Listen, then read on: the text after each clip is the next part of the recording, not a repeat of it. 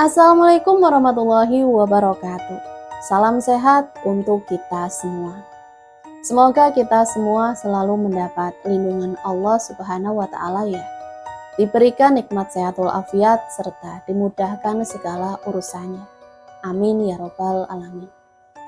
Nah, kesempatan kali ini Mimin akan membagikan satu cerita misteri.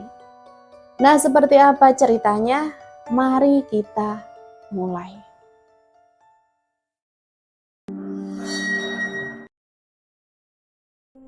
Langkah kaki Lestari menapaki pematang sawah yang masih basah oleh embun pagi. Dari kejauhan, matanya menangkap sosok lelaki yang begitu dikenalnya.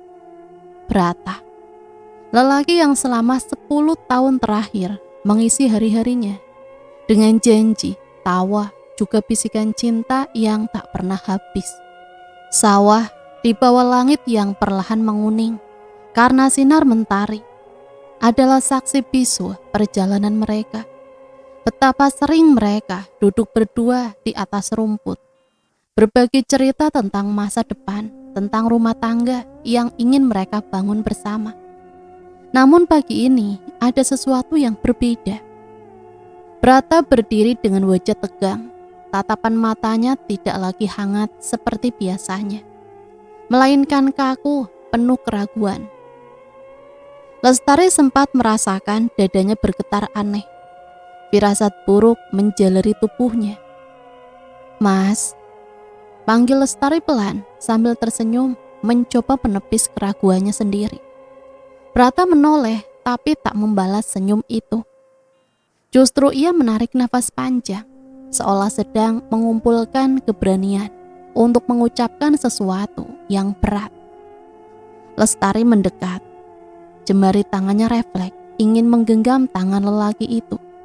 Tapi Brata menggesernya perlahan. "Ada apa, Mas? Wajahmu kok tegang begitu?" Brata terdiam beberapa detik sebelum akhirnya berkata. Suaranya lirih tapi tajam menusuk hati. "Maaf Tari, aku gak bisa nikahin kamu." Darah Lestari seolah berhenti mengalir. Senyum di wajahnya membeku. Ia menatap Brata, berharap ada kelanjutan kalimat itu yang lebih menenangkan. Tapi justru kalimat berikutnya makin menghancurkan. "Orang tuaku nggak setuju. Katanya usiamu sudah 30 tahun, terlalu tua. Mereka takut kamu nggak subur lagi, sulit punya anak." Lestari tertegun. Rasanya dunia yang tadinya penuh warna mendadak memudar. 30 tahun, hanya angka, tapi dijadikan alasan untuk membatalkan cinta yang sudah terjalin begitu lama. Ia ingat betul 7 tahun lalu, ketika dirinya berusia 23 tahun. Ia sudah menuntut kepastian Brata waktu itu, tapi ia menolak. Alasannya masih muda, masih ingin mengumpulkan bekal hidup. Dulu terlalu muda, sekarang terlalu tua. Bisik Lestari hampir tak terdengar. Brata menunduk, enggan menatap mata perempuan yang sudah memberinya segalanya. Dalam hati ia tahu itu hanya alasan orang tuanya, atau mungkin juga alasan dirinya sendiri. Ada rasa takut, ada keraguan, dan mungkin juga ada wanita lain yang membuat hatinya goyah. Air mata Lestari mulai menetes, namun ia cepat menyekanya. Ia tidak ingin terlihat lemah. Meski kenyataannya, hatinya sudah tercapik-capik. "Mas Brata, 7 tahun ini aku setia menunggumu. Semua orang tahu, aku hanya untukmu. Apa kurang besar cintaku? Apa kurang besar pengorbananku?" Brata tetap diam. Ia tidak bisa menjawab. Bibirnya keluh, seolah kata Lestari adalah tudingan yang tak terbantahkan. "Masih ingat waktu pertama kali kamu datang ke rumahku? Kamu bilang, aku satu-satunya perempuan yang kamu cinta. Kamu bilang, aku rumah untukmu. Dan aku percaya, bahkan aku rela menyerahkan kehormatanku. Karena aku yakin kamu akan bertanggung jawab. Tapi sekarang, setelah semua ini, kamu tinggalkan aku begitu saja?" Suara Lestari bergetar, penuh kepedihan. Brata mengangkat wajahnya, terlihat jelas rasa bersalah di matanya. "Tari, aku gak pernah berniat nyakitin kamu. Tapi keadaan begini, aku gak bisa melawan orang tuaku. Mereka sudah menyiapkan calon lain untukku. Aku harus menikah dengan pilihan mereka." Dek, jantung Lestari seperti disayat. Jadi benar, bukan hanya alasan usia. Brata memilih orang lain. Lelaki itu memilih menuruti orang tuanya, meninggalkan cinta yang selama ini dijaga bersama. "Kenapa baru sekarang, Mas? Kenapa nggak dari dulu bilang kalau memang nggak mau menikah denganku? Kenapa biarkan aku berharap? Biarkan aku bermimpi?" Isak tangis Lestari pecah. Brata ingin menyentuh bahunya, tapi urung. Ia tahu sentuhan ini tak akan menyembuhkan, hanya akan menambah luka. "Aku minta maaf, Tari. Aku benar-benar minta maaf." Kata-kata itu terdengar hambar. Maaf tidak akan mengembalikan waktu, tidak akan memulihkan rasa percaya yang sudah hancur. Lestari menatap Brata dengan mata penuh air. Matanya merah, tapi ada sinar marah yang mulai muncul. "Kalau begitu, semua janji kita itu cuma kebohongan, Mas. Semua kata-katamu, semua perlakuanmu hanya untuk mempermainkan aku. Setelah aku tidak suci lagi, kamu buang begitu saja." Brata terkejut mendengar suara Lestari yang meninggi. Ia tidak pernah melihat perempuan itu semarah ini. Biasanya Lestari lembut, penuh kasih, tapi sekarang kekecewaan telah mengubahnya. "Aku gak pernah berniat mempermainkanmu, Tari. Aku juga cinta sama kamu." "Jangan bilang cinta. Kalau benar cinta, kamu akan memperjuangkan aku. Tapi nyatanya, kamu pilih tunduk pada orang tuamu. Kamu biarkan aku terpuruk, menanggung malu, menanggung aib." Angin sawah berembus kencang, seakan ikut menyapu setiap kata-kata yang penuh luka itu. Lestari berdiri tegak meski tubuhnya bergetar. Ia merasa seluruh dunia memandanginya dengan tatapan menghina. Bagaimana nanti pandangan tetangga, keluarga, orang-orang desa? Semua tahu ia dan Brata sudah lama menjalin hubungan. Semua tahu ia setia menanti. Ini bagaimana nasibnya? Brata hanya terdiam. Ia tahu apapun yang ia katakan tidak akan menghapus luka Lestari. Ia memilih mundur, melangkah pergi. Lestari menatap punggung lelaki itu menjauh. Punggung yang dulu selalu ia tatap dengan rasa bangga, kini hanya menyisakan kepedihan. Ia ingin berteriak, ingin mengejar, tapi tubuhnya lunglai. Kakinya seakan menolak bergerak. Di pematang sawah itu, Lestari akhirnya jatuh berlutut. Tangisannya pecah, menggema di antara hambaran padi hijau yang bergoyang. Air matanya bercampur dengan tanah membasahi rerumputan. "Kenapa, Mas? Kenapa tega begini?" Tak ada jawaban, hanya suara burung-burung yang kembali ke sarang. Hanya suara angin yang seakan mengejek. Dalam sekejap hidup Lestari berubah dari perempuan penuh harapan menjadi perempuan yang dipermainkan, dicampakkan tanpa belas kasih, dan di dasar hatinya benih dendam mulai tumbuh. Hari-hari setelah perpisahan itu berubah menjadi malam panjang yang penuh sesak di hati Lestari. Setiap kali ia membuka mata, wajah Brata muncul di benaknya. Senyumannya, janji-janji yang pernah diucapkan, dan terutama punggungnya yang menjauh di pematang sawah. Gambaran itu terus menghantui, membuat Lestari kehilangan selera makan, kehilangan semangat hidup. Desa ia tinggal yang dulunya terasa akrab, kini seakan jadi penjara. Bisikan-bisikan tetangga, tatapan mata yang penuh prasangka, semakin menambah luka di hatinya.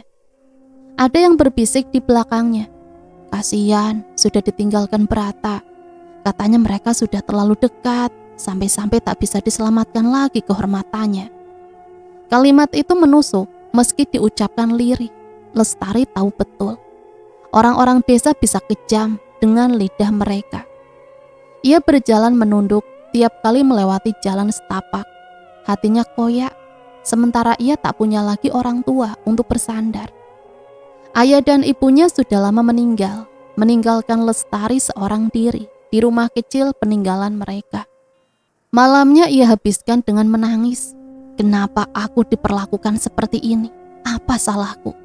Aku hanya mencintai dia, hanya ingin jadi istri yang sah. Kenapa aku harus ditinggalkan? Lama-kelamaan tangisan itu berubah menjadi bara. Air mata tak lagi mampu meredam sakit. Yang muncul hanyalah rasa marah, dendam, dan keinginan untuk membalas. Kalau Prata bisa bahagia dengan perempuan lain, kenapa aku harus menderita? Kalau dunia menolakku, aku akan mencari jalan sendiri. Gumamnya dengan mata yang mulai dipenuhi kebencian. Suatu sore Lestari mendengar kabar bahwa Prata sudah resmi menikah dengan gadis pilihan orang tuanya. Gadis itu masih muda, cantik, dan berasal dari keluarga terpandang. Kabar itu seperti petir yang menyambar hatinya. Ia merasa seluruh pengorbanannya sia-sia. Malam itu juga ia bertekad meninggalkan desa. Langkah kakinya membawanya menuju laut. Ia pernah mendengar cerita dari orang-orang tua bahwa di pesisir jauh di ujung hutan ada seorang dukun sakti bernama Ki Ageng. Nama itu sering disebut dengan nada takut karena katanya Ki Ageng tak hanya bersekutu dengan jin, tapi juga haus darah dan tak segan mengorbankan siapa saja yang berani main-main dengannya. Lestari tidak peduli, baginya hanya Ki Ageng yang bisa memberinya jalan untuk bangkit, untuk melawan takdir yang begitu kejam. Ia berjalan menembus malam, menahan rasa takut. Suara serangga hutan dan desir ombak terdengar semakin keras ketika ia mendekat ke pesisir. Di sebuah gubuk reot yang berdiri miring menghadap lautan, Lestari melihat asap tipis mengepul dari cerobong bambu. Jantungnya berdegup kencang, tapi kakinya terus melangkah. Assalamualaikum.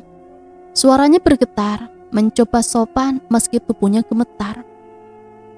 Tak lama pintu gubuk terbuka. Sosok tinggi kurus dengan rambut putih kusut menjuntai keluar. Matanya merah, wajahnya penuh keriput, tapi sorotnya tajam menembus dada. Itulah Ki Ageng. Siapa kau, perempuan, malam-malam datang ke sini? Aku Lestari, Mbah.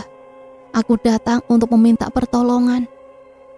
Ki Ageng menyipitkan mata, menatap dari atas ke bawah. Pertolongan apa yang kau cari? Banyak orang datang ke sini minta macam-macam. Ada yang ingin kaya, ada yang ingin balas dendam, ada pula yang ingin berumur panjang. Kau termasuk yang mana? Aku ingin awet muda, aku ingin cantik, aku ingin kaya. Aku ingin mereka semua menyesal telah meremehkanku. Ki Ageng terdiam sejenak, lalu terkekeh. Dasar perempuan. Tapi kau berbeda, sorot matamu penuh dendam, itu bahan yang bagus. Lestari hanya diam menunggu. Kalau kau benar-benar ingin itu semua, kau harus kuat. Jalan yang kau pilih bukan jalan manusia biasa. Kau harus bertapa di laut selama 10 hari, tidak makan, tidak minum, hanya berendam dalam air asin. Ombak akan menerjangmu, angin akan mengguncangmu. Kau akan lemah, kau akan tenggelam. Tapi kalau kau kuat, kau akan lahir kembali sebagai dirimu yang baru. Lestari tertegun, ngeri sekaligus penasaran. 10 hari tanpa makan dan tanpa minum, tubuhnya akan hancur. Tapi bagian dirinya yang sudah hancur lebih dulu adalah hatinya. Ia tak punya lagi alasan untuk mundur. Aku sanggup, Ki. Aku tak peduli harus mati sekalipun. Aku lebih baik mati daripada hidup begini, dihina, ditinggalkan. Malam ini kau mulai, masuklah ke laut sampai setinggi leher. Jangan keluar sampai 10 hari berlalu. Aku akan menjaga dari jauh, agar roh-roh laut tidak langsung melahapmu.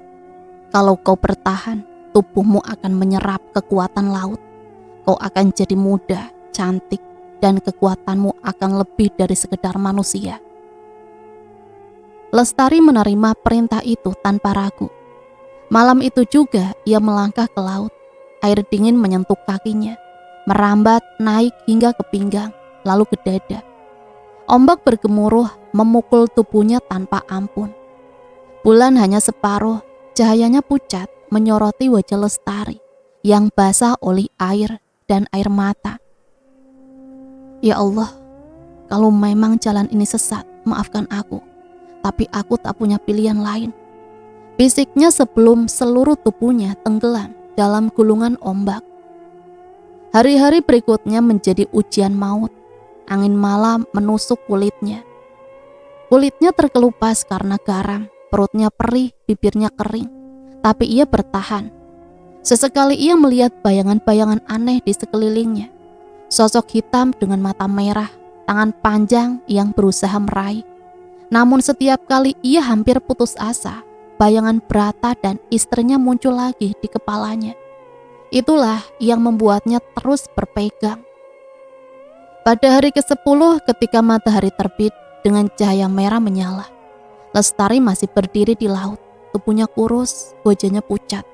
Tapi sorot matanya menyala tajam. Ia berhasil dari kejauhan. Ki Ageng mengamati dengan senyum. Perempuan itu memang beda. Kau sudah mati sebagai manusia biasa, Lestari. Sekarang kau hidup sebagai manusia dengan kekuatan jin. Bersiaplah, karena perjalananmu baru saja dimulai. Lestari menatap laut yang tenang. Dalam hatinya ia tahu, ia bukan lagi perempuan yang sama. Tubuh Lestari gemetar ketika Ki Ageng menuntunnya keluar dari laut.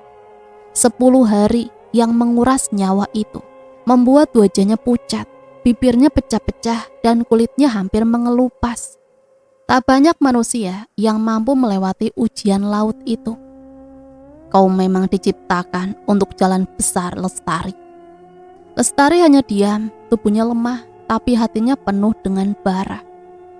Ia ingin membuktikan kepada dunia bahwa dirinya bukan perempuan yang bisa diremehkan. Ritual terakhir membuat bulu kuduknya berdiri. Seekor ayam cemani hitam berjumlah 10 ekor telah disiapkan di depan gubuk. Ki Ageng menyembelih satu persatu. Darahnya ditampung dalam wadah, sementara dagingnya dipanggang di atas api kecil. Aroma amis bercampur dengan bau daging terbakar memenuhi udara. Makanlah semuanya, Lestari. Tubuhmu akan jadi wadah kekuatan. Lestari menelan ludah. Perutnya masih penuh dengan air kelapa, tapi ia tidak berani menolak. Dengan tangan gemetar, ia menyantap daging ayam cemani itu satu persatu. Rasanya pahit, getir, bercampur bau darah yang masih terasa. Namun semakin ia makan, semakin tubuhnya terasa hangat, bahkan ringan. Ketika ayam ke-10 habis, Lestari hampir tak sadarkan diri. Tapi justru pada saat itu wajahnya tampak berbeda. Garis-garis lelah di wajahnya menghilang, kulitnya kembali kencang, matanya bercahaya dan tubuhnya tampak muda, seolah baru berusia 20 tahun. Ki Ageng tersenyum puas. Ini kau cantik, muda, dan kuat. Tidak ada seorang pun lelaki yang tidak tergoda denganmu. Lestari menatap tangannya sendiri. Jemarinya yang sebelumnya kering kini lembut. Wajahnya bercahaya bagai gadis belia. Ia hampir tidak percaya bahwa itu dirinya. Tapi ingat, Lestari, semua ini tidak gratis. Kau harus membayar dengan nyawa manusia. Lestari mengangkat kepalanya, menatap sang dukun. Apa yang harus? Kau harus menikah 10 kali. Dan setiap suamimu harus menjadi tumbal. Setelah kau bercampur tubuh dengan mereka, bawalah ke laut. Biarkan laut menelan mereka. Dengan begitu, darah mereka akan menjadi penopang kehidupanmu. Kau akan hidup abadi. Kau akan tetap muda dan cantik selamanya. Darah Lestari berdesir. 10 kali menikah, 10 nyawa sebagai tumbal. Dan ingat satu hal lagi, kau tidak boleh jatuh cinta pada salah satu dari mereka. Cinta akan melemahkanmu. Kalau kau mencintai, kau akan kehilangan kekuatan dan maut akan menjemputmu dengan cara yang mengerikan. Kata-kata itu membuat Lestari terdiam. Dalam hatinya, bayangan Brata muncul lagi. Lelaki yang dulu ia cintai dengan seluruh jiwa, tapi tega menyakitinya. Aku sudah cukup disakiti oleh cinta. Tak akan kubiarkan perasaan ini membelengguku lagi. Ia mengangguk mantap. Aku mengerti, Ki. Aku siap. Pagi itu ketika matahari baru muncul dari balik bukit, Lestari melangkah kembali ke desanya. Langkahnya ringan, tidak lagi seperti perempuan yang patah hati dan dipermalukan. Tubuhnya terasa baru, wajahnya bagaikan bunga yang mekar setelah disiram embun. Warga desa sempat melihatnya, terperanjat. Mereka berbisik-bisik di pagar bambu, menatap dengan penuh keheranan. Itu Lestari kan? Kok sekarang cantik sekali? Padahal baru beberapa hari lalu loh, wajahnya kusut, kurus, seperti orang sakit. Lestari tidak peduli dengan bisikan mereka. Ia tahu kecantikannya kini bukan lagi anugerah biasa, melainkan hasil dari perjanjian gelap, dan ia akan memanfaatkannya. Di pasar desa, seorang pemuda tengah sibuk membantu ibunya mengangkat karung beras. Namanya Tresno. Sudah lama ia memendam rasa pada Lestari, tapi cintanya tak pernah terbalas. Sejak dulu Lestari hanya punya mata untuk Brata. Ia bahkan sering menyaksikan dengan perih bagaimana Lestari dan Brata bercengkrama di sawah. Meski begitu, Tresno tidak pernah membenci, hanya dia menyimpan rasa dalam-dalam. Hari itu ketika Tresno menoleh, matanya tak sengaja menangkap sosok Lestari yang melintas. Ia tertegun. Perempuan yang selama ini ia kagumi tanpa berbeda, seolah berubah jadi dewi yang turun dari kayangan. Hatinya berdebar keras, wajahnya memanas. Lestari? Lestari menoleh, tersenyum tipis. Ia berjalan mendekat. Gaun sederhana yang ia kenakan tampak begitu anggun melekat di tubuhnya. Mas Tresno, sapanya lembut, suaranya mengalun seperti lagu yang menenangkan. Tresno terkejut, buru-buru menyeka keringat di dahinya. Ia tarik, ada apa? Lestari menatapnya dalam-dalam. Tatapan itu menusuk, membuat jantung Tresno seakan melompat dari dada. Kemudian tanpa basa-basi, ia berkata, "Aku ingin menikah denganmu, Mas Tresno." Tresno terdiam sejenak, seolah tak percaya dengan apa yang baru saja ia dengar. Lestari, perempuan yang selama ini hanya terpaku pada Brata, kini tiba-tiba datang menawarkan diri. Ada rasa bahagia, tapi juga curiga. Apa ini karena Brata menikah? Apa karena kau patah hati, Tari? Namun di sisi lain, hatinya yang sudah lama menginginkan Lestari tak sanggup menolak. Benarkah, Tari? Kau ingin menikah denganku? Lestari mengangguk pelan, senyum manisnya kembali mengembang. Iya, aku ingin memulai hidup baru, dan aku ingin kau yang mendampingiku. Kata-kata itu bagi mimpi bagi Tresno. Ia merasa seluruh doa yang ia panjatkan selama ini terjawab. Meski ada keraguan di benaknya, rasa sakit yang menguasai lebih kuat. Kalau begitu, aku bersedia, Tari. Jawabnya dengan mata berbinar. Hari-hari setelah itu, hubungan Lestari dan Tresno menjadi buah bibir warga desa. Ada yang berbahagia, ada pula yang heran. Cepat sekali Lestari berpindah hati, kata sebagian orang. Belum lama Brata menikah, sekarang dia sudah bersama Tresno. Tapi Tresno tidak peduli, ia terlalu bahagia mendapatkan perempuan yang selama ini ia idamkan. Sementara Lestari, di balik senyum manisnya, menyembunyikan niat kelam. Kata-kata Ki Ageng masih terngiang jelas, 10 tumbal, 10 suami. Tresno hanyalah yang pertama, langkah awal menuju keabadian. Ia tak boleh terikat perasaan, tak boleh goyah. Namun untuk meyakinkan Tresno, ia berperan sebagai perempuan penuh cinta. Setiap sore ia datang ke rumah Tresno membantu ibunya memasak, bercengkrama dengan keluarga. Tresno semakin terikat, semakin percaya bahwa Lestari tulus mencintainya.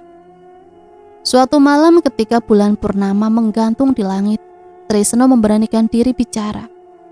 "Tari, kalau kau memang serius denganku, bagaimana kalau kita menikah? Tidak usah mewah, cukup sederhana saja. Aku tidak ingin menunda lagi." Lestari tersenyum, hatinya berdesir. Betapa mudahnya laki-laki jatuh dalam jebakan pesonanya sekarang. Ia mendekat, menatap Tresno penuh kelembutan. "Iya mas, aku juga ingin segera menikah. Tapi kita nikah siri dulu ya, biar sederhana, biar orang tidak banyak tahu. Setelah itu baru kita resmikan." Tresno menatapnya bingung, tapi tak menolak. Ia terlalu percaya, terlalu mabuk cinta. "Baik Tari, kalau itu maumu, aku ikut saja."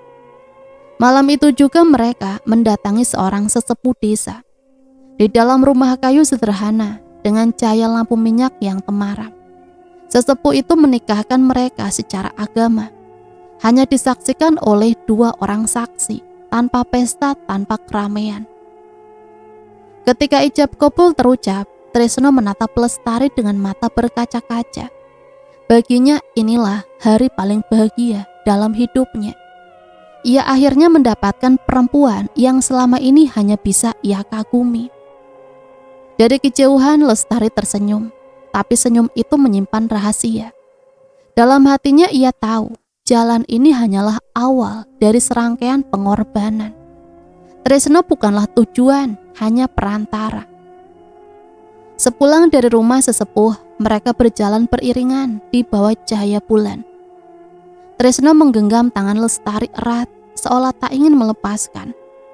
"Aku janji akan membahagiakanmu Tari. Aku akan jadi suami yang terbaik. Aku akan jaga kamu sepenuh hati," ucap Tresno dengan suara penuh ketulusan.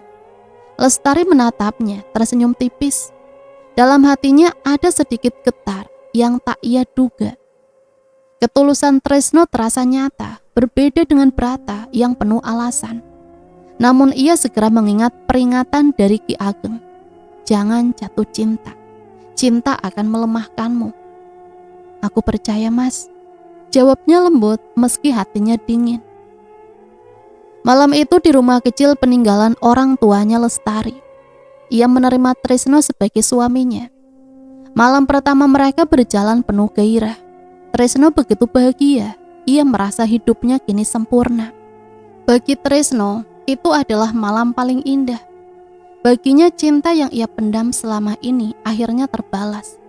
Ia merasa seluruh dunia kini berada di genggamannya. Namun bagi Lestari, malam itu hanyalah awal dari pengorbanan. Saat Tresno terlelap dengan senyum puas, Lestari menatap ke langit-langit kamar dengan mata kosong. Bisikan Ki Ageng kembali terngiang di telinganya. 10 lelaki, 10 tumbal. Jangan jatuh cinta, jangan goyah. Hatinya mengeras, ia tidak boleh lemah. Tresno hanyalah yang pertama. Pagi itu matahari baru saja merangkak naik dari balik perbukitan, memancarkan cahaya keemasan yang membelai lembut wajah desa. Udara masih segar, suara burung bersautan, dan embun di dedaunan memantulkan kilau cahaya bagikan permata. Lestari membuka matanya dengan senyum yang samar. Wajahnya tampak bercahaya, seolah ia tidur nyenyak tanpa beban. Di sampingnya, Tresno tertidur pulas dengan wajah damai. Mulutnya sedikit terbuka, nafasnya teratur. Lestari menoleh menatap suaminya, lalu perlahan duduk. Di wajahnya tidak ada rasa sayang seperti yang diharapkan Tresno, melainkan perhitungan dingin yang terselubung di balik senyum. "Mas," bisiknya lembut sambil menyentuh bau Tresno. Tresno mengeliat, mengusap mata, lalu tersenyum melihat Lestari. "Pagi Tari, rasanya seperti mimpi bangun di sampingmu. Lestari hanya tersenyum samar. Ia bangkit menyiapkan sarapan sederhana dari sisa nasi dan ikan asin yang ada. Mereka makan bersama, duduk di lantai beralaskan tikar. Bagi Tresno, momen itu penuh kehangatan rumah tangga. Baginya itulah kebahagiaan yang ia impikan sejak lama. Namun di balik senyum Lestari, ada niat yang sudah dirancang sejak awal. Setelah suapan terakhir, ia menatap Tresno dengan tatapan yang seolah penuh semangat. "Mas, aku ingin jalan-jalan ke laut hari ini. Sudah lama aku gak melihat ombak." Mendengar suara pantai, Tresno menatapnya heran. "Sekarang, kenapa tiba-tiba ingin ke laut?" "Aku hanya ingin melihat pemandangan indah, Mas." Suaranya dibuat selembut mungkin. Tresno tidak punya alasan menolak. Ia ingin membahagiakan istrinya, apalagi setelah pernikahan mereka yang sederhana. "Baiklah, Tari, kalau itu maumu, ayo kita ke laut." Mata Lestari berkilat samar. Inilah hari yang sudah ditentukan. Perjalanan ke laut mereka tempuh dengan berjalan kaki dan sebagian naik ojek. Jalan setapak berliku melewati sawah dan hutan kecil, membawa mereka ke pantai yang jarang dikunjungi orang. Pasir putih membentang luas dan ombak bergulung memecah di karang. Tresno terpana. "Indah sekali, aku jarang ke sini." Lestari menatap laut biru yang seolah tak berujung. Suara ombak mengingatkannya pada ritual-ritual bersama Ki Ageng. Laut bukan sekedar tempat indah baginya, tapi sebuah gerbang menuju kesepakatan gaib. Mereka duduk di tepi pantai, bercengkrama. Sesekali bermain kejar-kejaran di pasir, seperti sepasang muda-mudi yang sedang dimabuk cinta. Tresno tertawa lepas. Bahagianya tulus. Ia merasa seakan dunia berputar hanya untuk mereka berdua. Namun waktu berjalan, matahari kian condong ke barat. Cahayanya keemasan membias di permukaan air. Angin laut bertiup makin kencang, membawa aroma asin yang menusuk. Lestari berdiri memandang jauh ke tengah laut, lalu berkata lirik, "Mas, aku tak ingin pulang dulu. Rasanya aku ingin lebih dekat dengan laut." Tresno menatapnya bingung. "Apa maksudmu?" "Ayo berenang. Rasanya menyenangkan kalau kita bisa mandi air laut bersama, berdua saja." Tresno terdiam. Ia tidak pandai berenang, hanya bisa seadanya. Tapi tatapan mata Lestari begitu memikat, seolah menyihir. Akhirnya ia mengangguk meski ada rasa was-was. "Baiklah, jangan jauh-jauh." Mereka pun menanggalkan alas kaki, berjalan ke air. Ombak menggulung, menyapu mereka. Tresno menggigil sejenak, lalu tersenyum melihat Lestari yang tampak riang. Mereka berenang perlahan, hanya sebatas pinggang. Tresno sesekali tertawa saat ombak kecil menghantam tubuhnya. Namun semakin lama, Lestari mengajak semakin jauh. Tresno mulai gelisah. "Tari, cukup sampai sini saja. Aku takut kalau terlalu dalam." Lestari berpura-pura mendekat, mengusap pipinya. "Tenang saja, Mas, aku di sini bersamamu." Tresno luluh, ia kembali mengikuti, tak sadar bahwa semakin jauh, dasar laut sudah tak bisa diraih kakinya. Saat itulah sesuatu mulai terasa aneh. Air di sekelilingnya berputar, seperti ada pusaran yang tiba-tiba muncul. Tresno panik. "Tari, Tari, aku merasa ditarik, Tari!" Teriaknya, matanya melebar. Lestari hanya menatap wajahnya, datar. Ombak makin kuat, tubuh Tresno terombang-ambing. Ia meronta, mencoba menggapai tangan Lestari. "Tari, tolong aku, pegang tanganku!"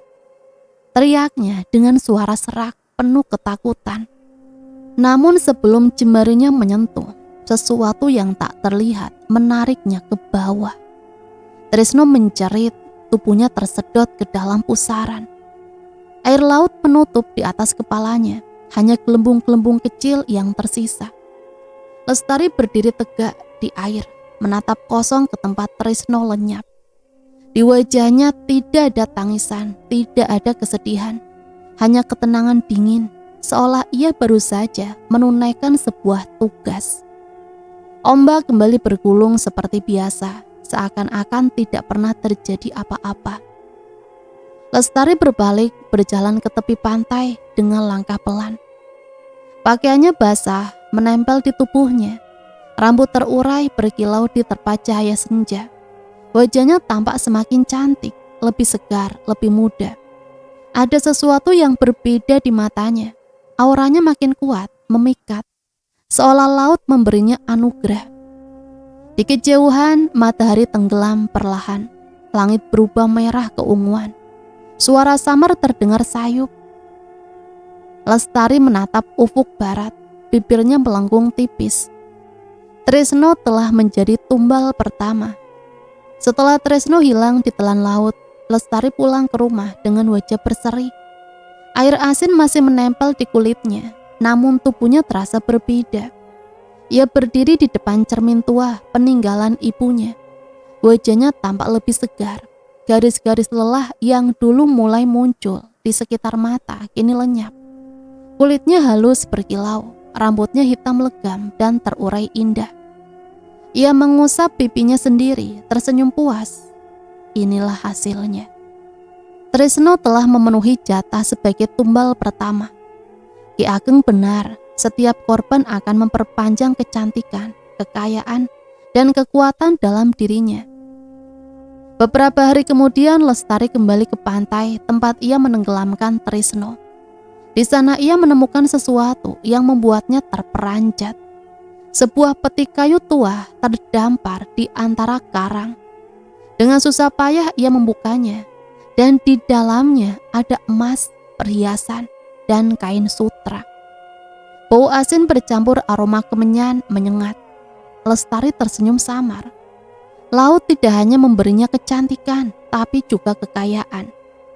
Uang itu ia pergunakan untuk memperbaiki rumahnya, membeli perhiasan sederhana, dan pakaian indah. Dalam waktu singkat, orang-orang desa mulai berbisik. Lestari yang dulu biasa aja, kini tampak bagikan putri. Kabar perubahan Lestari akhirnya sampai ke telinga Brata. Lelaki itu yang dulu tega mencampakkannya demi wanita lain, diam-diam mulai gelisah. Suatu sore Brata datang ke pasar dan matanya langsung menangkap sosok Lestari yang sedang memilih kain. Wajahnya bersinar, tubuhnya langsing, auranya memikat. Brata tertegun seolah tak percaya. "Tari?" panggilnya ragu. Lestari menoleh, senyuman tipis penuh arti. "Mas Brata, lama tak berjumpa." Brata tercekat. Dalam hatinya ada rasa menyesal yang tiba-tiba tumbuh. Kenapa dulu aku menolak dia? Kenapa aku pilih orang lain? Pikirannya tak tahan oleh godaan. Brata mendekat. Mereka berbincang singkat. Lalu Brata memberanikan diri berkata, "Tari, kau cantik sekali sekarang. Aku tak bisa membohongi diriku. Aku masih menginginkanmu." Lestari menatapnya dalam. Sorot matanya tajam, seperti menyelami isi hati Brata. "Tapi kau sudah menikah, Mas?" Brata menghela nafas. "Iya, tapi aku tidak bahagia sepenuhnya.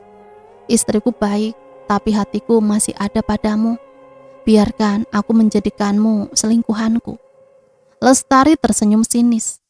Meski dalam hati justru ia menunggu momen ini. "Kalau kau sungguh menginginkanku, jangan hanya main-main, nikahi aku. Setidaknya secara adat, secara agama, aku tak mau jadi perempuan simpanan tanpa ikatan." Brata terdiam, bimbang. Ia tahu apa yang Lestari minta berbahaya bagi reputasinya. Tapi tatapan matanya tak sanggup ia lawan. Keinginannya terlalu kuat. Akhirnya ia mengangguk.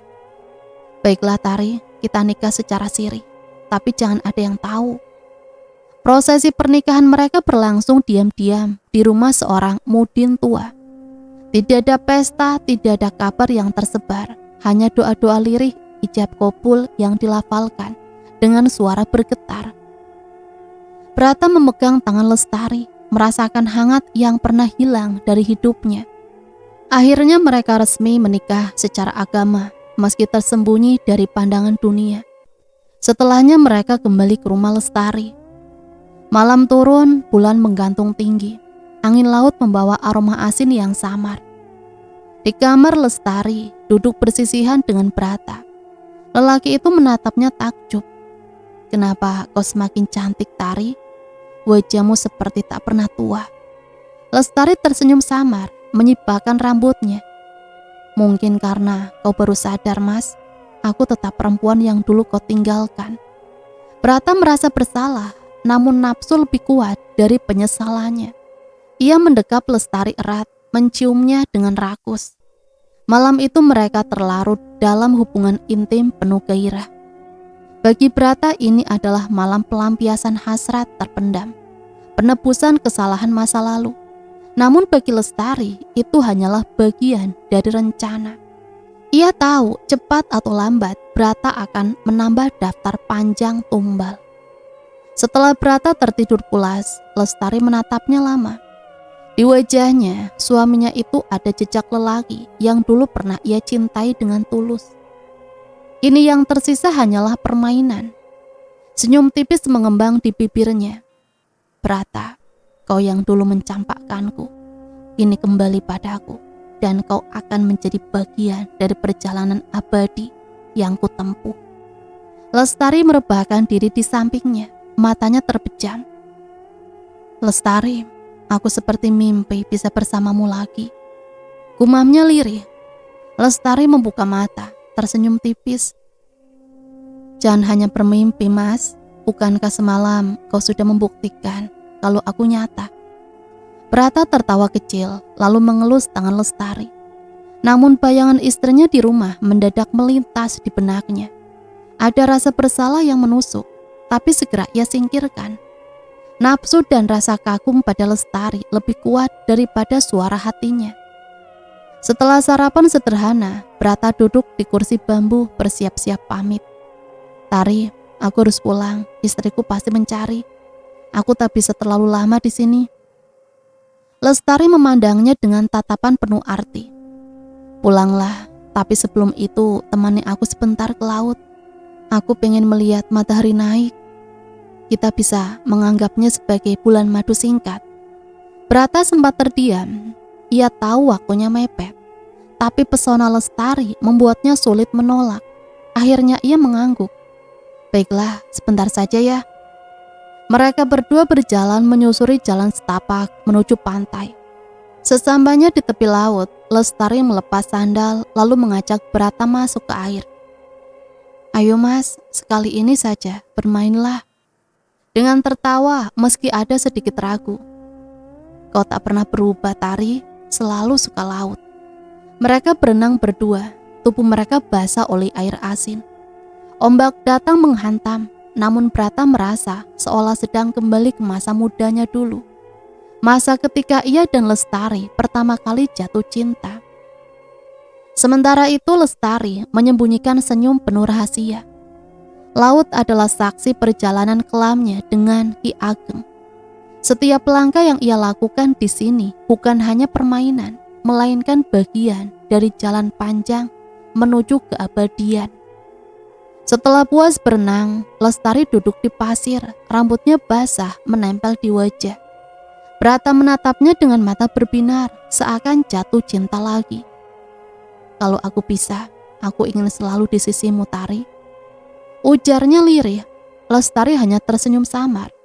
Dalam hatinya ia tahu ucapan itu hampa. Ia adalah pria pengecut, tetaplah pengecut yang tak pernah benar-benar meninggalkan istri sahnya. Namun ia tidak peduli, yang penting Brata sudah masuk ke dalam perangkapnya. Siang menjelang, Brata akhirnya berdiri. "Aku benar-benar harus pulang, istriku akan curiga." Lestari mengangguk. "Pulanglah Mas, tapi hati-hati di jalan." Brata menyalami Lestari lalu memeluknya erat sebelum pergi. Lestari hanya menatap punggungnya yang menjauh, senyumannya kaku. "Selamat jalan Brata, kau tak akan sampai rumahmu." Prata mengendari motornya dengan perasaan campur aduk. Di sisi lain, ia merasa hidupnya kembali bergairah setelah bersama Lestari.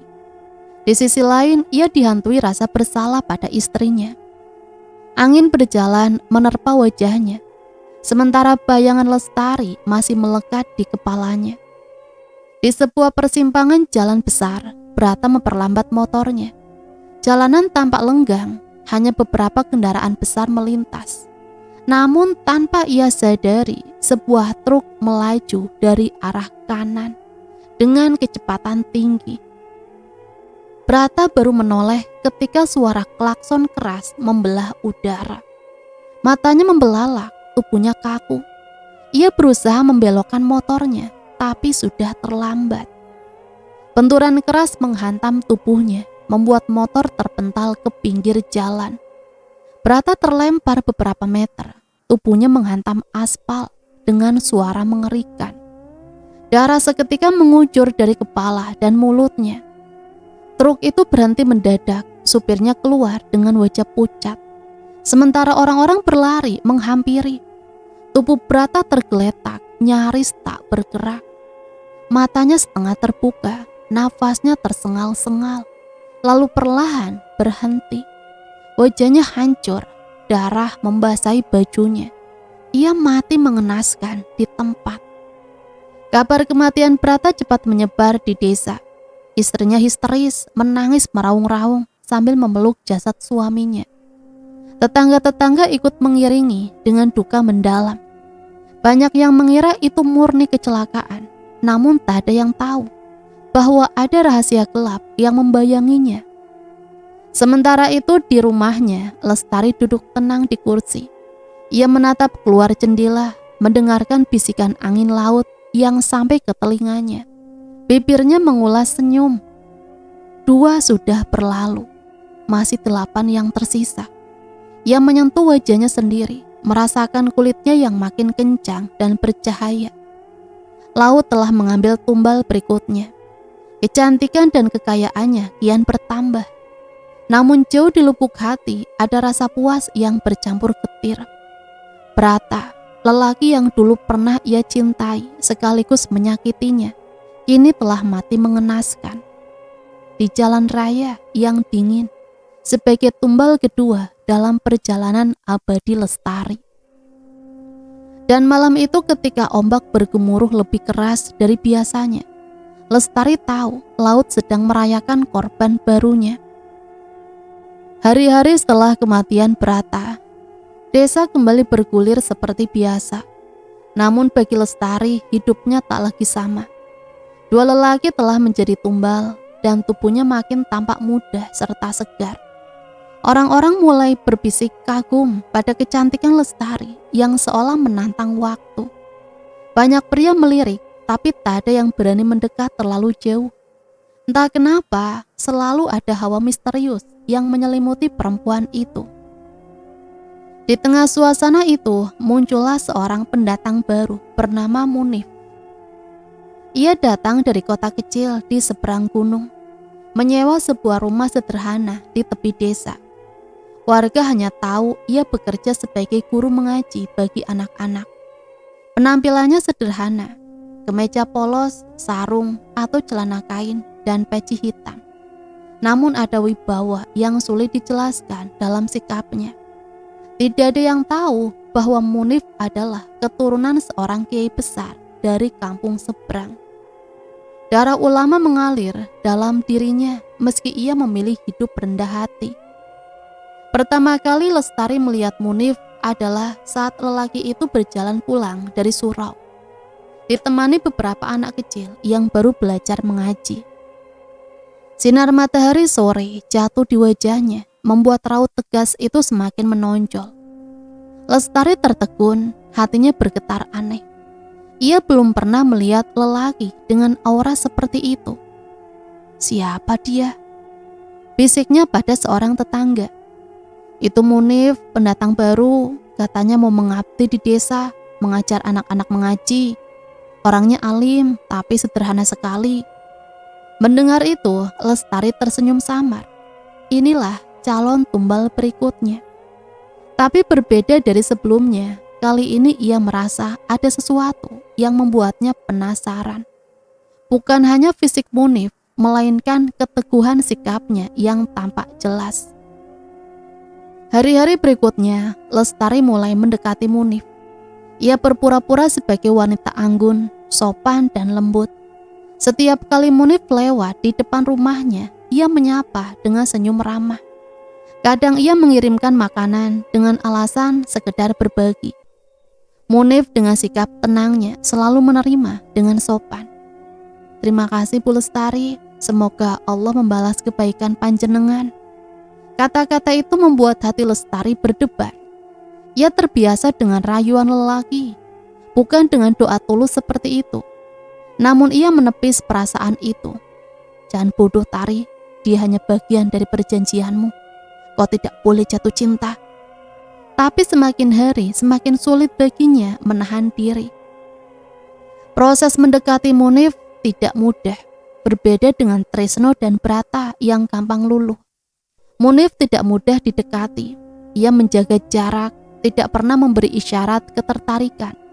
Justru sikapnya yang dingin membuat Lestari semakin bernafsu menaklukkannya. Hampir sebulan lamanya Lestari memainkan peran. Ia rajin datang ke surau, pura-pura ikut pengajian, atau menanyakan hal-hal sepele tentang agama. Munif tetap tenang, menjawab dengan sabar. Namun diam-diam ia mulai melihat sisi lain dari Lestari. Ada saat-saat tertentu ketika mata Lestari menatapnya terlalu dalam, seakan ada rahasia besar yang disembunyikan. Dan Munif dengan naluri batinnya yang terasa, bisa merasakan ada sesuatu yang tidak biasa pada wanita itu. Suatu sore di bawah pohon randu dekat surau, Lestari akhirnya memberanikan diri. Ia berdiri di hadapan Munif, menundukkan kepala seolah malu. "Mas Munif, saya ingin bicara sesuatu yang penting." Munif memandangnya dengan alis sedikit terangkat. "Silakan Mbak Lestari." Lestari menarik nafas panjang, lalu berkata, "Saya ingin Mas Munif menikahi saya. Tidak usah mewah, cukup nikah secara agama saja." Kalimat itu membuat Munif terdiam, matanya menatap tajam, seolah ingin menembus isi hati Lestari. Kenapa hanya secara agama? Bukankah pernikahan itu harus jelas, baik di hadapan Allah maupun di mata manusia? Lestari mencoba tersenyum. "Saya tidak ingin ribet-ribet urusan administrasi. Yang penting kita halalkan." Namun Munif menggeleng pelan, tegas. "Tidak Mbak, menikah bukan hanya soal halal dirancang. Menikah itu tanggung jawab besar. Harus ada saksi, harus ada catatan negara. Saya tidak ingin mempermainkan pernikahan." Hati Lestari mendadak tercekat. Ia tidak terbiasa ditolak dengan cara seperti ini. Lelaki biasanya berlutut demi bisa bersamanya.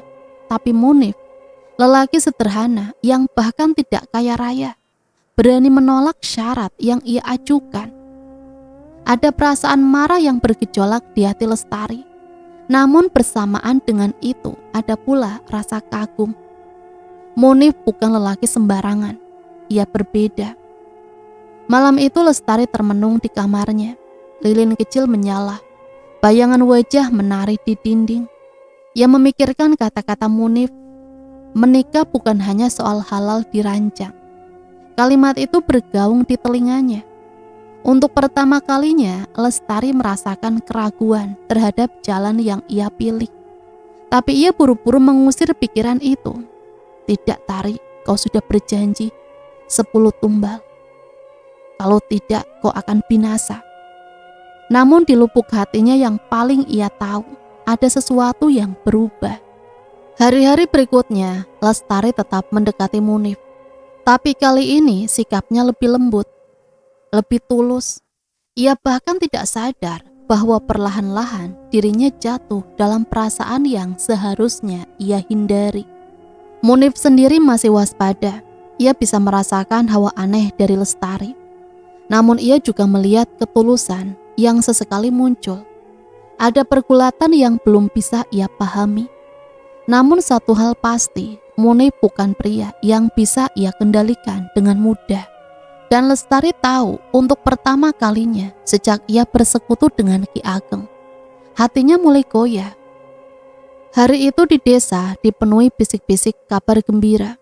Lestari akhirnya menikah lagi, kali ini dengan Munif, pemuda pendatang yang sederhana. Berbeda dengan pernikahan sebelumnya, kali ini tidak ada rahasia atau sembunyi-sembunyi. Semua berlangsung terang-terangan di hadapan penghulu, saksi dan beberapa tetua desa. Acara digelar sangat sederhana di halaman rumah kecil Munif yang baru ia sewa. Tak ada dekorasi mewah, hanya janur kuning dan tikar pandan sebagai alas duduk. Warga berkumpul, sebagian terkejut melihat betapa cantiknya Lestari.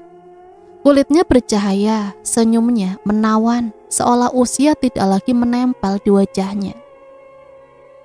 Namun di balik senyumannya, hati Lestari bergetar hebat. Saat penghulu bertanya, Munif dengan lantang mengucapkan ijab kabul. Suaranya mantap, tidak bergetar sedikit pun. Saya terima nikahnya, Lestari binti Sariman, dengan mas kawin seperangkat alat sholat dan cincin emas tunai.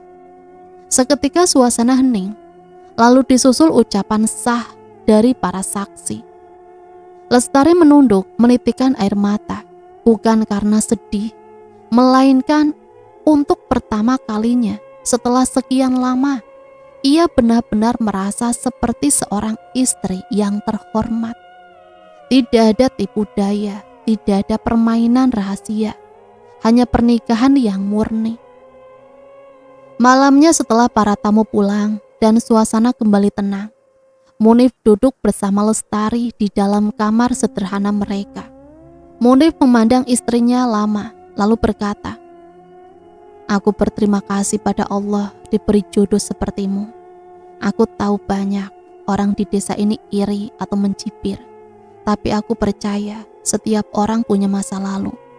Yang penting sekarang kita berdua berusaha menata hidup." Kata-kata itu menusuk hati Lestari. Ia menunduk, menyembunyikan air matanya. Ia ingin mengaku, ingin bercerita tentang gelapnya masa lalu, tentang tumbal yang telah ia korbankan. Namun lidahnya keluh. Bagaimana mungkin ia menceritakan semuanya?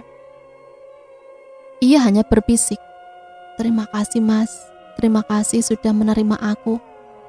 Malam itu mereka melewati malam pertama tidak ada nafsu yang berlebihan, melainkan kelembutan dan penghormatan. Munif memperlakukan Lestari dengan kasih sayang yang tulus, dan untuk pertama kalinya sejak bersekutu dengan Ki Ageng, Lestari merasa benar-benar dicintai sebagai manusia, bukan hanya sebagai tubuh. Keesokan harinya, sinar matahari masuk lewat celah jendela. Lestari bangun lebih dulu memandangi wajah Munif yang masih terlelap.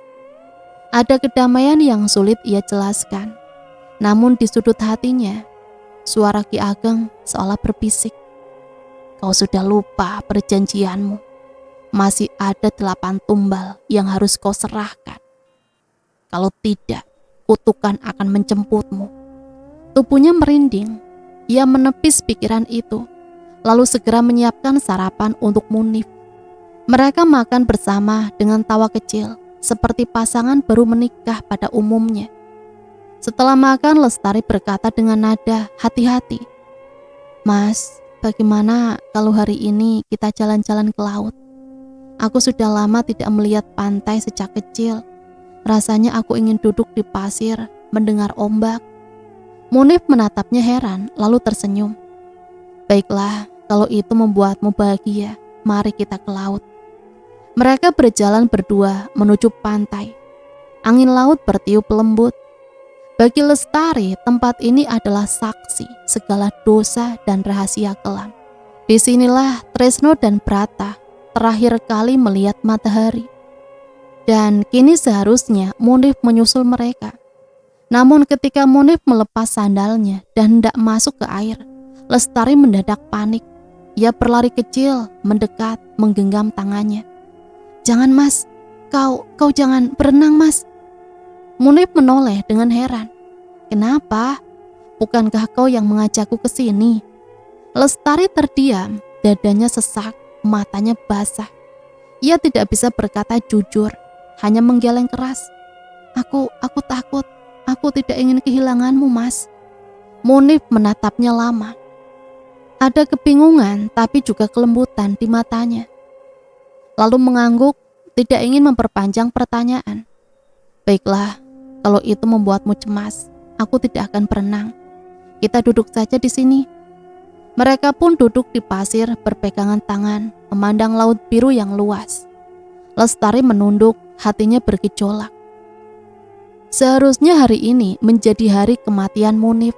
Seharusnya ia membiarkan laut menelan suaminya. Lalu kecantikan dan kekayaannya akan semakin bertambah. Tapi ia tak sanggup, ia tidak tega. Dengan suara bergetar ia berbisik, Mas, terima kasih untuk waktu yang sebentar ini. Aku tidak pernah merasa sebahagia ini sebelumnya. Munif menatap wajah istrinya. Ia tidak memahami maksud kata-kata itu. Namun ia bisa merasakan ketulusan dalam suaranya. Ia mengelus rambut Lestari lalu berkata, bahagia itu milik kita berdua, Tari. Selama kita bersama, insya Allah kita bisa melewati apapun. Lestari tersenyum samar, tapi di hatinya ia tahu ia telah mengkhianati perjanjian dengan Ki Ageng, dan konsekuensi dari itu akan segera datang. Hari menjelang sore, mereka pulang dengan hati tenang. Munif merasa menemukan rumah dalam diri istrinya. Sementara Lestari, meski tersenyum, menyimpan kegelisahan mendalam. Malam itu ketika Munif tertidur pulas, Lestari duduk di tepi ranjang, memandangi wajah suaminya. Air mata mengalir tanpa ia sadari.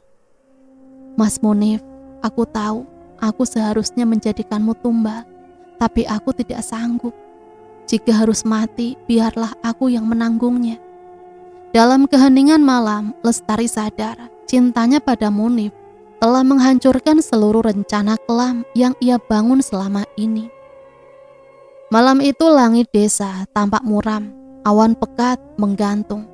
Sesekali kilatan petir menyalak di kejauhan, seolah menunggu saat yang tepat untuk mengamuk. Angin bertiup kencang, membuat pepohonan berderak. Di rumah kecil itu, Munif tidur nyenyak setelah seharian lelah menemani istrinya ke laut. Tapi Lestari tak bisa memejamkan mata. Air matanya mengalir diam-diam membasahi bantal. Ia menatap wajah suaminya yang damai dalam tidurnya. Dada yang naik turun perlahan, napas yang teratur. Hatinya sesak. Mas, seandainya kau tahu betapa besar dosa yang sudah kulakukan. Ia teringat wajah Tresno, teringat tubuh Brata yang remuk di jalan. Semuanya karena dirinya. Semua karena perjanjian gelap yang ia buat demi kecantikan dan harta.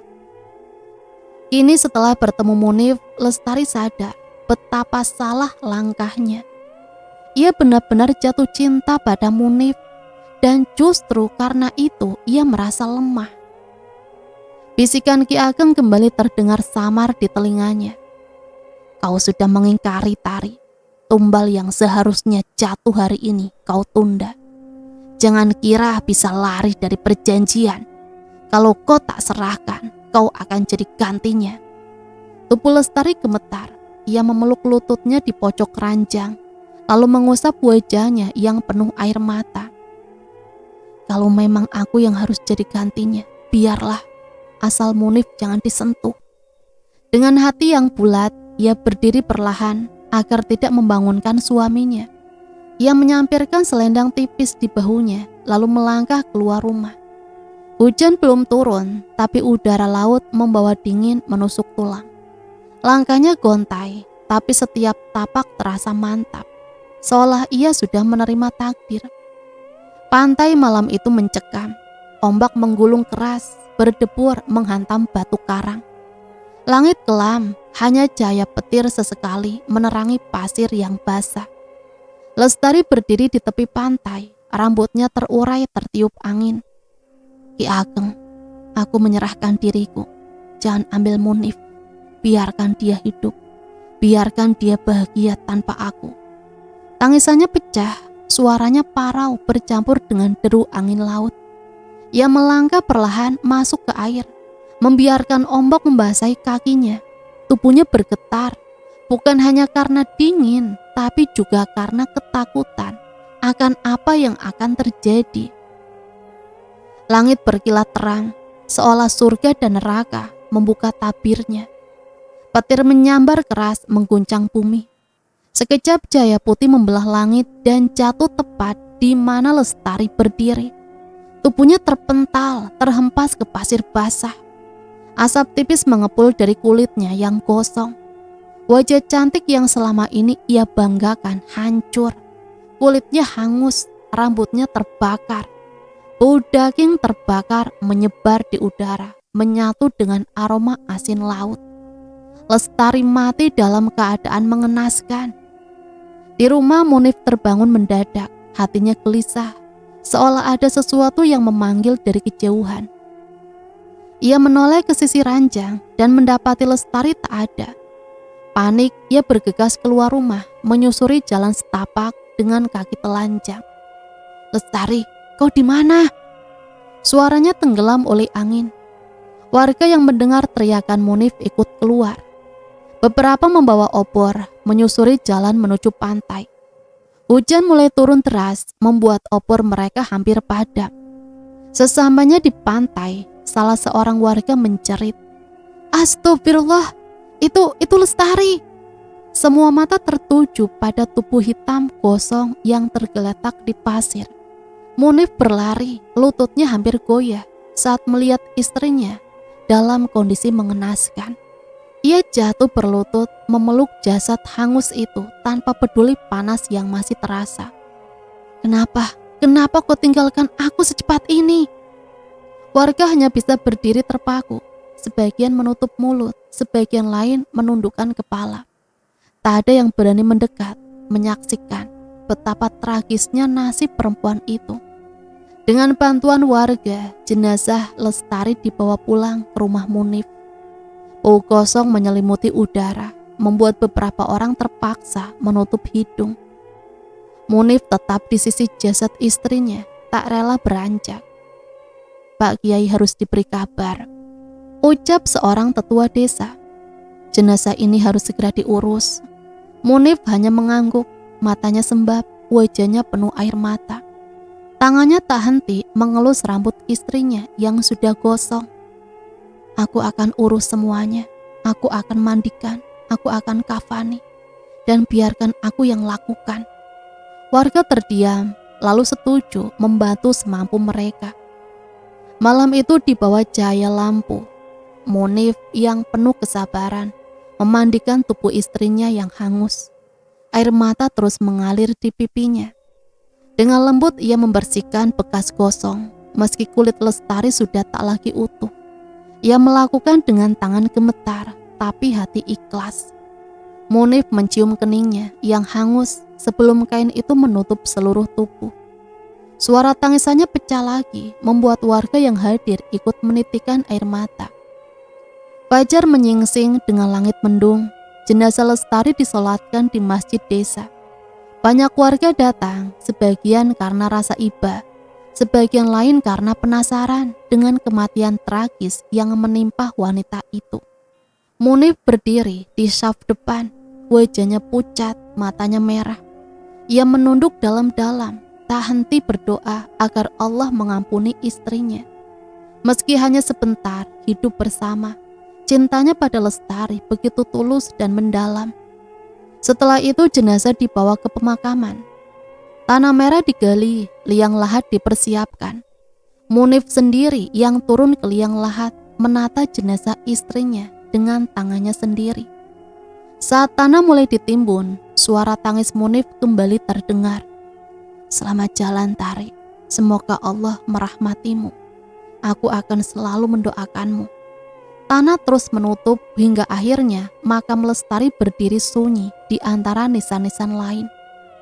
Sepulang dari pemakaman, Munif duduk lama di beranda rumah. Angin sore berembus membawa aroma laut yang masih terasa. Ia menatap kosong ke arah barat, ke laut yang menjadi saksi bisu kisah cinta singkatnya. Dalam hati ia berjanji, aku tidak tahu masa lalumu, Tari. Aku tidak tahu apa yang kau sembunyikan dariku. Tapi aku tahu kau memilih mengorbankan dirimu agar aku tetap hidup. Itu cukup bagiku untuk mencintaimu. Bahkan setelah kau tiada. Air matanya jatuh lagi membasahi lantai kayu. Lestari telah pergi.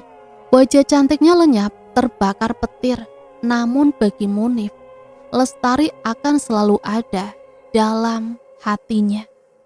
Dan cerita selesai sampai di sini. Semoga cerita ini bisa menemani hari-hari teman-teman semua ya. Sampai di sini Mimin pamit undur diri, mohon maaf apabila banyak salah kata. Sampai berjumpa kembali di cerita-cerita misteri selanjutnya. Matur nuwun, wassalamualaikum warahmatullahi wabarakatuh.